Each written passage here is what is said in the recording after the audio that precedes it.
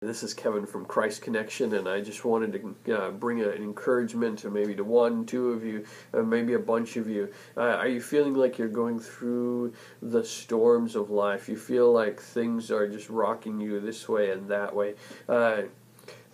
You maybe feel like you're on a boat and it's going up and down and the wind's taking you everywhere. The Bible talks in Hebrews chapter 6, verse 19, that there is a hope that is an anchor for our soul. And sometimes we need that anchor to hold on to that keeps our soul from going drifting, our soul from getting all over the place. And the anchor that it was God's word and God's promise. I love how it says, men swear by something greater than themselves, and the oath confirms what is said and puts an end to an argument, like someone who says, I swear on my mother's grave, or something that's important to them, so you know that they're telling the truth.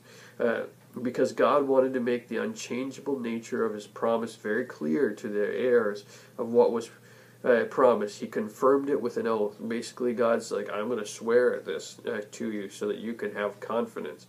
God did this so that by two unchangeable things in which it is impossible for God to lie, we who have fled to take hold of the hope offered to us may be greatly encouraged.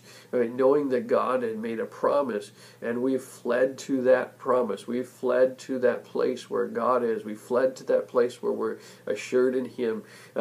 Then we have hope and are greatly encouraged.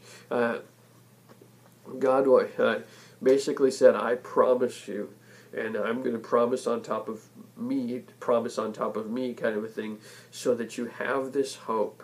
And when you flee to Him, when you run to Him, you will find in Him that He is secure. And I love the picture that goes on to say, this anchor is in behind the veil, and that doesn't necessarily mean anything to our picture, but it's a reference to the Old Testament tabernacle, behind the curtain, in the presence of God.